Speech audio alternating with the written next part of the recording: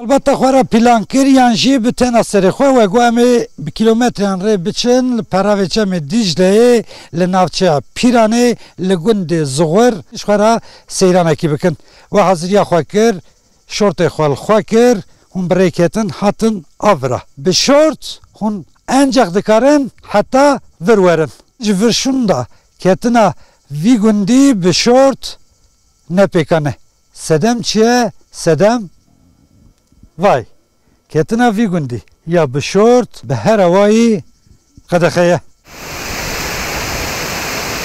Gundê Zigor bi ser navçeya Pîranê ango Dîclê Amedê val li peravê çemê Dîcleyê seyrangehek nuwaze ye.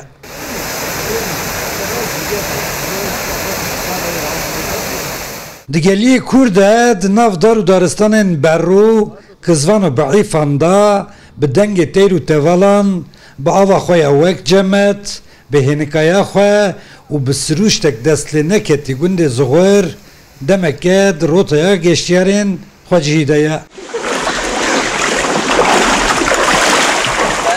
گندیج گشتیاریاش با گنده خواه گله کیف خوشن لیلگل وی وان تابلک حشیاری التکتنا گندال خاندنه با وی حشیاری جدیدن زانین که به تو آوای نخوازن گشتیار به شورت Dınav gund rahatın uçuniye bekin.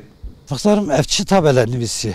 Be short ketina vi gundi qadaxeye. Çiyev mesela. Yasa da ana meru yaşlı yani aile yani o kiti böyle ser çabar mesela yakani var gund khora piknik bik her yani biraz sıkıntı tune. Sadece o tazine ki tişört bir tişörta ne ki nav gund perhoştu. Vi tabela ve بقشتي وقند بليار قرت ولا خصيان هناك قند قش بالأوخ قرتيها يعني أباني اللي خصي ملاتتي وناسا eğlenmişti bir piknik dikin ondan sonra bir şorta nav gunda bran negara bra ci aileyi o kitti mesela tertemiz gelmiş bir var ha ci şorta mesela barajı mezeyi o var bir khudis ci hoş cennet vediney ama bir khudi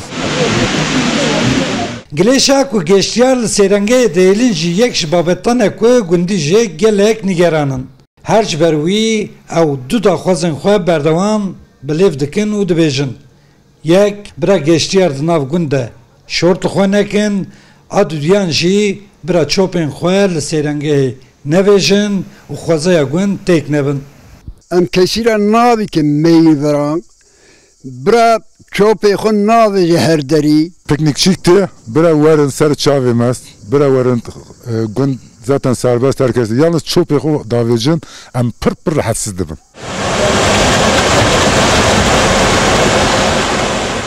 Li gel hemû bedewiya xwe û guncavûna ji bo geştiyariyê jî gundê Zigor heta niha ji projeyên xizmetguzariyê qet para xwe el nedaye. Li seyrangehê parkînga tirimbêlanîne tuvalet û lavabo tunene rêya nav gund û ya seyrengehê gelek teng û xirabin.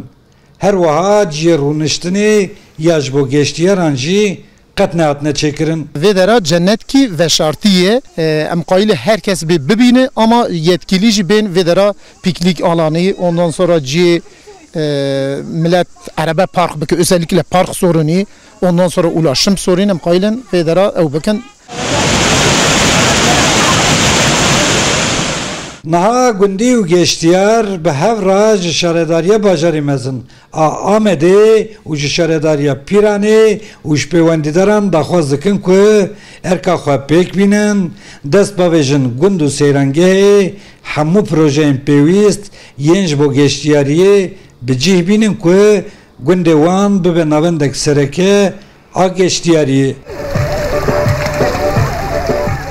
Abdülselam Akıncı Rûdaw Ahmet